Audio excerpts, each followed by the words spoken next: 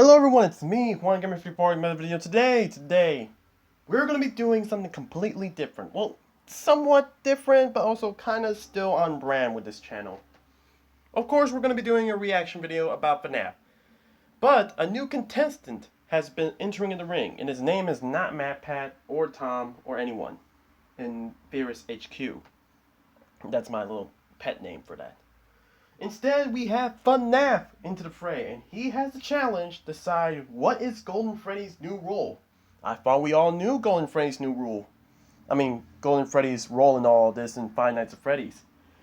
Of course, he's possessed by the person named Cassidy, who is keeping William Afton, as Cassidy was the one that William Afton should not have killed.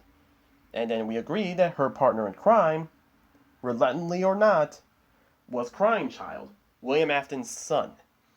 But currently, Golden Freddy's position has been questioned.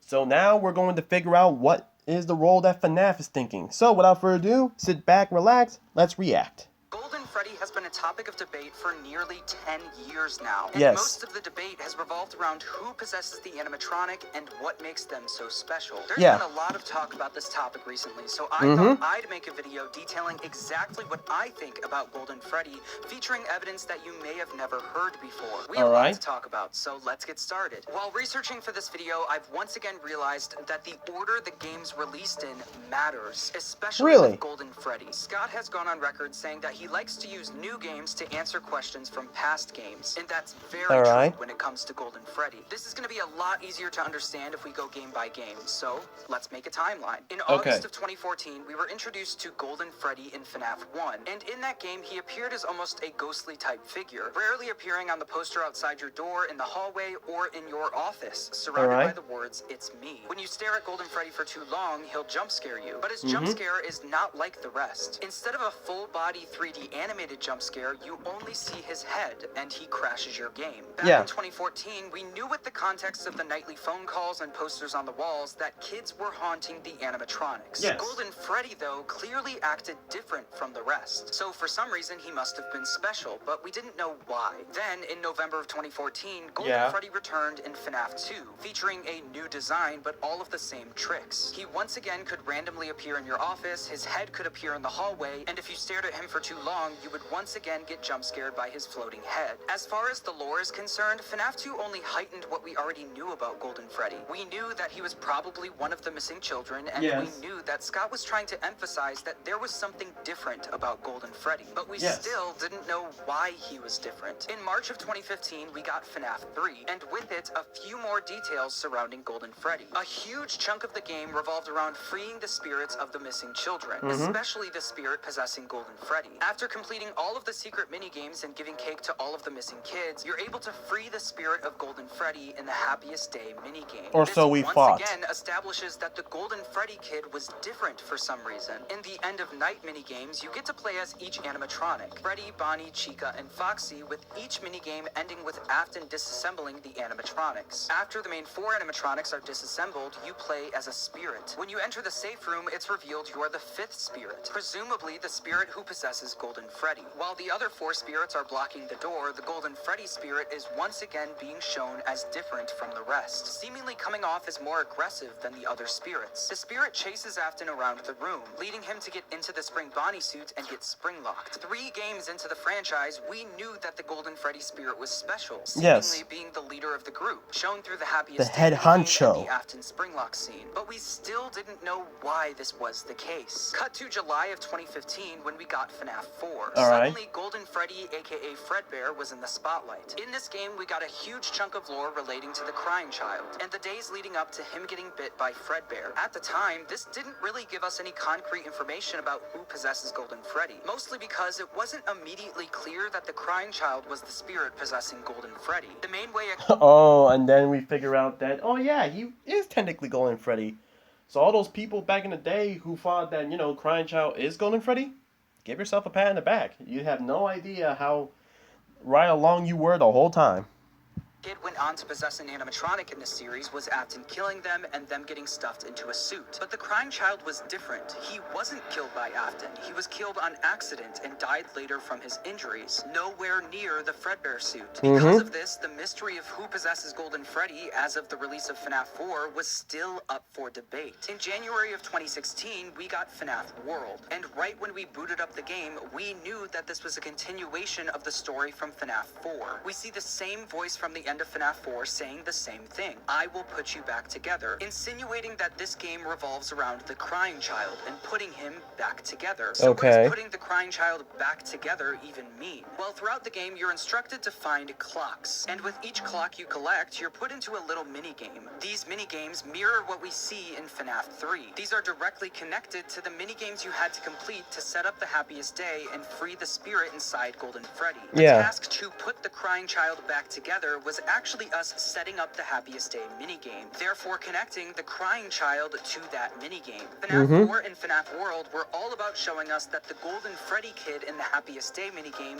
was the crying child. The next game where we got info about who specifically possesses Golden Freddy was FNAF 6 in December 2017. At the end of the game, we got an image of 6 gravestones. Gabriel, Fritz, Susie, Jeremy, one grave off to the side covered with grass, and one on the hill in the back. The graves with actual names on them represent the spirits inside the 4 main animatronics, matching almost perfectly with the FNAF 3 ending image. Freddy is Gabriel, Fritz is Foxy, Susie is Chica, and Jeremy is Bonnie. Yeah, From what we've seen throughout the series, standard the spirits logic of Freddy, Foxy, Chica, Bonnie, and Golden Freddy are almost always grouped together. Using that logic, this mystery grave grouped with the main 4 would be Golden Freddy, and the grave in the back would presumably be the puppet, Charlie. The big question relating to this image is obviously why is the Golden Freddy kid's name being kept a secret? At this point, because of FNAF 4 and FNAF World, we were pretty sure that the Golden Freddy kid was the crying child. Why not just reveal the crying child's name? Well, that brings us to the FNAF Survival Logbook, which was released literally 3 weeks after FNAF 6. This book was obviously supposed to be released alongside FNAF 6, and this is further proven by what the book was trying to tell us. It's revealed that the book was an old security logbook that once belonged to Michael Afton. It's established that Michael wrote in the book using red pen, so whenever we see a drawing or words written in red, we know it was him. But if you look closer, you can see that there's another entity talking in the book, speaking through the faded writing. They mostly ask a bunch of questions, such as, is this song familiar to you, and what can you see? But the most important thing they write is the words, my name. You can see this a few times throughout the book, but most notably, you can see it written on a gravestone that Michael drew. With this book being released so close to FNAF 6, Scott was clearly using it to give us the name of that 5th spirit, the Golden Freddy spirit. And you would think that the FNAF community, one of the most dedicated and lore-hungry communities on the planet, that's a huge understatement, would figure this out in no time. But looking back, that was not the case. While researching for this video, I was reminded that it literally took 6 months for the community to find the name. Reddit user DPowerful1 figured out that if you use the random numbers scattered throughout the book and plug them into the word search, you get Cassidy. Cassidy was the name of the kid inside Golden Freddy. And I think it's important to point out that Cassidy only writes the words my name on pages that give us the numbers to help find the name Cassidy, solidifying to me that the name Cassidy belongs to the spirit writing in faded text. But like I said earlier, Cassidy can be seen asking questions throughout the book, and someone does respond to those questions, but it's not Mike. It's a third entity speaking in the book. When Cassidy asks, what do you see? They respond, I can't see, altering the text on the page. But a big question that reveals the identity of the third speaker is, does he still talk to you next to the Fredbear plush? And was your favorite childhood toy a plastic purple telephone? These questions are clearly telling us that the entity speaking through the altered text is the crying child. At this point, everyone was confused. The last few games were basically flat out telling us that the Golden Freddy spirit, especially in the Happiest Day minigame, was the crying child. And now we've got this book telling us that there's another spirit named Cassidy who is also claiming to be the Golden Freddy spirit. We now have 2 kids claiming to be the spirit inside Golden Freddy. How can this work? Well, let's talk about Ultimate Custom Night, released in June of 2018, only 3 weeks after Cassidy's name was found. At this point, everyone in the series, including Afton, was burnt to the ground by Henry in FuhNaff's. What should have been the Henry ending? tried to put an end to everything, but there's one spirit who wouldn't let William Afton rest. Cassidy. Enter the one you should not have killed. What we learned through all of the voice lines in the game is that this kid, the one you should not have killed, does not want William Afton to rest. He wants revenge, so he's keeping Afton trapped in an endless loop of death, forcing him to die over and over again. You can even see the face and hear the voice of the one you should not have killed throughout the game. His face shows up randomly in the death screens, and his voice can be heard through the mediocre melody animatronics. We've only just begun. I will never let you leave. I will never let you rest. So who is the one you should not It's have more killed? prominent Well, hearing I think over. the final cutscene of the game gives us that answer. If you get a score. Ooh, that was a scary ominous sound in the background.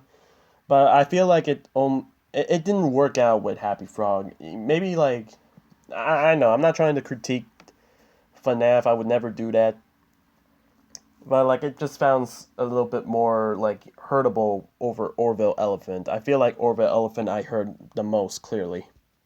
At least 9800, you unlock the final cutscene, where we see Golden Freddy twitching with both eyes lit, fading into the darkness. Twitching the This same lines way up like directly Springtrap. with what we learn about the one you should not have killed, a spirit that refuses to move on, who wants revenge on William Afton. I will hold you here. I will There it keep is. you here, no matter how many times they burn us. To me, this heavily implies Okay, well, that the one you you should not had have the killed background is not playing only still, the so. spirit inside Golden Freddy, but Cassidy, the second spirit inside Golden Freddy that we were introduced to in the logbook. Like I said earlier, Scott likes to use new games to answer questions from past games. Because of this, the order in which FNAF games and products are released is very important. In FNAF 6, Scott introduced a question: what is the name of the Golden Freddy kid? 3 weeks later, Scott released the survival logbook, where he gave us the answer. But even though we got that answer, the logbook introduced a few new questions. We know Cassidy isn't the crying child, so who are they? Why are they important, and how can there be two spirits claiming to be inside of one animatronic? 6 months after the logbook came out, we got Ultimate Custom Night, where we got the answers to those first two questions. All of that build up, from the mystery grave in FNAF 6, to finding Cassidy's name in the logbook, to figuring out that Cassidy is not the crying child, but a separate character also inside of Golden Freddy, all of that build up led us to Ultimate Custom Night, where we see this new character take center stage as the one you should not have killed. But there's still one question left. There are two spirits claiming to be inside Golden Freddy, Cassidy the Vengeful Spirit and the Crying Child. How does that work? Well, a year and a half after Ultimate Custom Night, the Fazbear Frights books started coming out.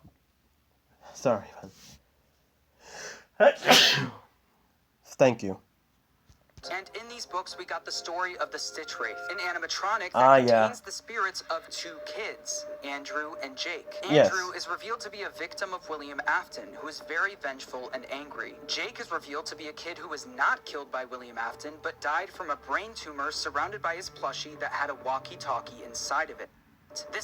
So basically, I'm pretty sure, we were talking about all that when I first started doing the reaction videos about MatPat when he was talking about the Fazbear Fright books.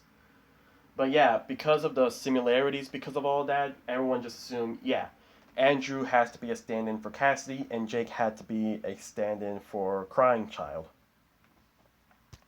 Directly mirrors what we see with Cassidy and the Crying Child. Cassidy, the more vengeful spirit killed by William Afton, and the Crying Child, the one who wasn't killed by Afton but died from a brain injury, both possessing one animatronic. In the Stitch Wraith stories and the Fazbear Frights books, we hear a lot about the dynamic between Andrew and Jake. We learned that they both possess different parts of the animatronic. Andrew possesses the body while Jake possesses the head. Because Jake possesses the head, he is in control of the animatronic's movements and can see the outside world.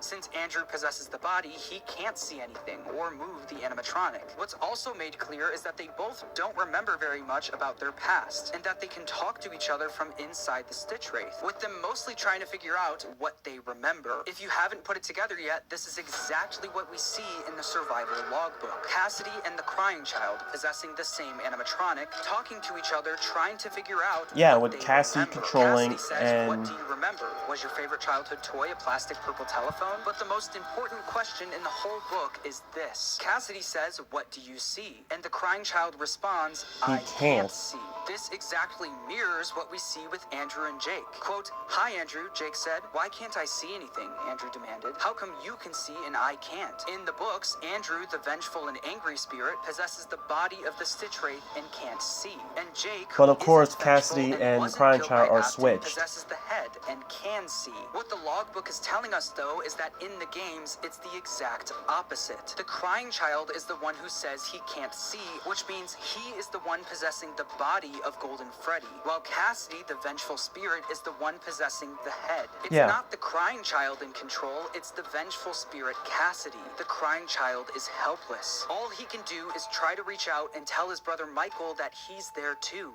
It's me. It doesn't stop there, though. The Stitch Wraith story establishes that a spirit needs to remember or be put into one of their happiest memories in order to move on, aka their happiest day. Towards the end of the Stitch Wraith story, Jake is able to help a bunch of kids who were killed. He does this by essentially going back to their memory of being killed and changing it, making that terrible memory into a happy one. This allows the spirits to be at peace. How does this translate to the games? Well, this is exactly what the Happiest Day minigame is in FNAF 3. Really? This minigame is showing us the Crying Child's happiest day. In the security logbook, there's a page that talks about the happiest day, where it specifically says in bold, "Reflect on the happiest day of your life," with an image of the puppet handing a cake to a child. If you do what it says and take the image of the Happiest Day minigame and reflect it, what do you see? The Crying Child's birthday party from FNAF 4 where he got bit. Like we established earlier, the main goal with FNAF World is to set up the Happiest Day minigame for the Crying Child. But have you ever stopped to question why we have to collect clocks in order to do this? Yeah. It's because we are literally going back to that terrible memory of the Oh, Crying like Child back in getting bit time. and changing it, making it so that in his mind, that terrible day was a great one. People have pointed out throughout the years that the map of FNAF World looks like a brain. This is because we are literally in the mind of the Crying Child, metaphorically going back in time in his mind and changing the memory of that terrible day, turning it into a happy one and helping him be able to move on. So far, we've learned that in the games, there are potentially two spirits inside Golden Freddy. Cassidy, the vengeful spirit, and the Crying Child. In the logbook, we see them communicating for the first time, trying to figure out what each other remembers about their past. In the logbook, the Crying Child says that he can't see. Using what we know from the Stitch Wraith stories and the Fazbear Frights books, the Crying Child is possessing the body of Golden Freddy, while Cassidy is possessing the head. Cassidy is the one in full control of the Golden Freddy animatronic. Oddly enough, this almost lines up perfectly with what we see in the FNAF movie. Speaking of the FNAF movie, after the FNAF movie came out, Matthew Lillard spoke in an interview where he basically said that the movies are meant to help fill in the blanks of the story in the games. Frankly, our job in that movie is to deliver lore, but so much of the game... I can't wait to see Shaggy playing William Afton again in the second movie. Oh yeah, I saw those, you guys saw those promotional arts about the movie too? I'm not gonna lie. I gotta say my thoughts about it, but so far, can't wait. I'm mad that we have to wait for next year December. Look, so like literally we have to wait till almost 2026 for the movie. But hey, you know what? It's fine. I allow them to cook. Is like fans have for so long filled in the blanks, and our job is to fill in where we can and what Scott and Emma thinks appropriate. And I think that's especially true for Golden Freddy. The Golden Freddy kid is clearly established to be the leader of the group and is in full control of the Golden Freddy animatronic. Yes. If everything I've presented in this video is true, that would make this kid Cassidy, our vengeful spirit from the games. And if you look at the picture of the vengeful spirit in the games next to the Golden Freddy one kid the in same. the movie, they are nearly identical. But if this kid is our Cassidy stand-in, that would also mean that he's not the only one possessing Golden Freddy in the movie. Him having full control of the animatronic lines up with what we presented earlier. But is there any proof that there's a second spirit inside Golden Freddy in the movie? Well, throughout the movie, we get to see this drawing of the 5 missing children holding hands with Spring Bonnie. We've got Foxy, Chica, Freddy, Bonnie, and the blonde-haired Golden Freddy kid. But if you look closely, you can see that there's something different about the Golden Freddy kid. What's what do you mean? Is that his face was glued on top of another kid's face. What? There's another kid possessing Golden Freddy, being suppressed and overpowered by... Oh, I see it now. I see it. I was about to call out the fact that, well, sorry, John, but like, I can call him John, right? But the kid obviously has not a light blue color shirt. So, I mean, like, it's a bit different, but hey, I mean, it's kids. I mean, like, so, I mean, like, they're gonna. The kids are still in their learning phase of coloring before they start growing up to be Leonardo da Vinci type level skills. But nah. So there is someone being possessed. So, dang. So, Blondie over here just decided to just keep the other one shut. Nah. The blonde kid, just like we see in the books, and just like what I think we're seeing in the games. Who is the other kid inside Golden Freddy in the movie? I think it might actually be Garrett, Michael's younger brother. And just like in the games, Michael's younger brother is helpless and not in control of Golden Freddy. All he can do is try to reach out in any way he can, trying to let his brother know that he's here too.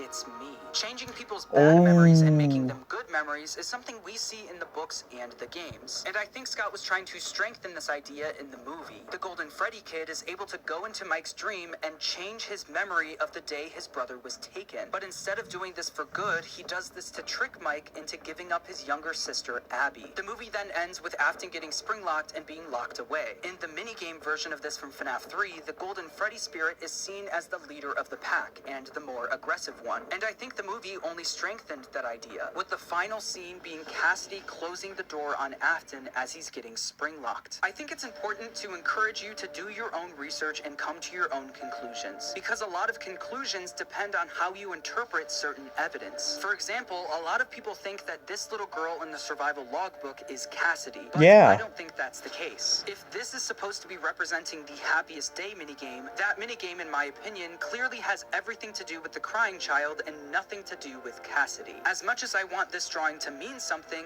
I don't think it does. Also, a lot of people think that the character of Andrew is an actual character in the games and is the one you should not have killed, not Cassidy. And I think people are valid for thinking that. I'm not going to say that the story of the Stitch Wraith is the same as the story of Golden Freddy. There are differences. But I do think that those stories are more meant to help us better understand how Golden Freddy works in the games. Yes. You can interpret things however you want. That's what makes theorizing fun. Also, yeah, because like people keep saying that if there are two animatronics in there, why not a third? And that's why people have been saying stuff about like actually Golden Freddy is being possessed with multiple spirits. Kind of like how Molten Freddy was possessed with multiple children's, considering the fact that the fun times were infused with the agony and remnant of the OG guys. From the OG missing kids. That's why we had to bring, the fun times as well as the other animatronics around here. Because that's, you know what I mean. Like, the missing kids weren't able to get their happiest day because, technically speaking, not all of them had, their entire spirits haven't been going to heaven yet. Some of them are still stuck in the fun time animatronics, which is now Molten Freddy. I mean, and yeah, a lot of people have been debating whether or not is Cassidy a boy, a girl, because like, I really do like Cassidy as a girl, like, black hair and pigtail. It just, we've been seeing a lot of that, it's shown in the security logbook. And, we got a little evidence in that during the new kid. But at the same time, it's like... the picture with the puppet and the black hair pigtail girl would probably just be a red herring. Something to throw us off.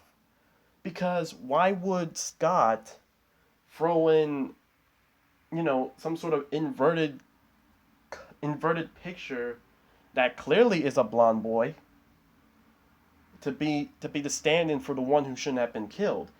Matter also is why would the FNAF movie, which was approved by Scott Cawthon no less, continue to go around with the fact that kid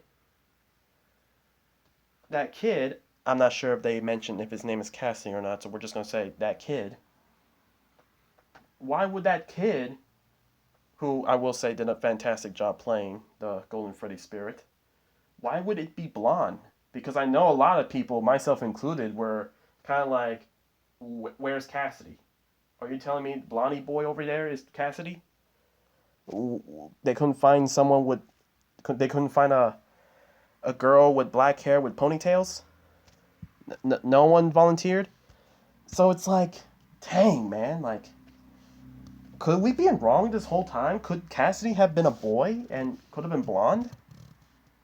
A big shout out to MatPat, because I really do think you were on the right track with your video from 2020. This video was also written and filmed before the release of Into the Pit, and I haven't really decided how that's changed my opinion on Golden Freddy, but as of right now, my opinion really hasn't changed. Make sure to subscribe, that video, and thanks for watching. That game do be bopping though, I'm not gonna lie.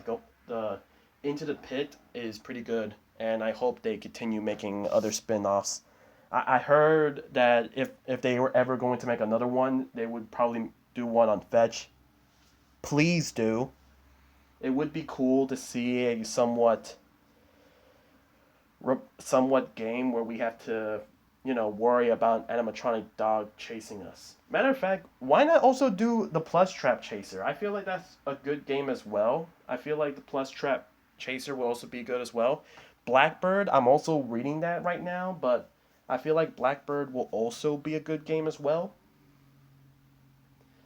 I don't know, like, there might be some, that might be a good idea for a video. I might have to write that down.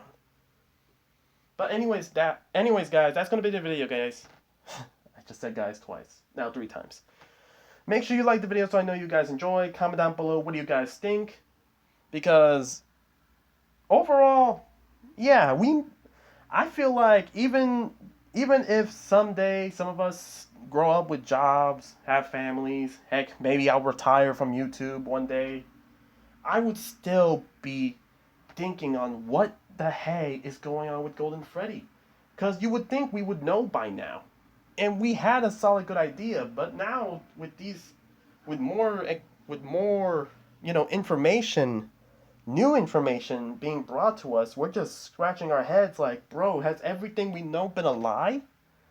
Heck, and best believe, you will think that the secrets of the Mimic is going to somehow come walk into our door, pimp slap us, and give us some information about Golden Freddy that was going to mess us up for another more days. You think I'm joking, but let's be honest, I wouldn't put it past with this series. But anyways, guys, be sure to subscribe because we're trying to upload daily. We're trying to get at least one FNAF related video a day, like 1 or 2 each day. And be sure you check out the other channels, Alex the Wolf YouTube as well as Juan Extras. This has been Juan Gamer 54 signing off.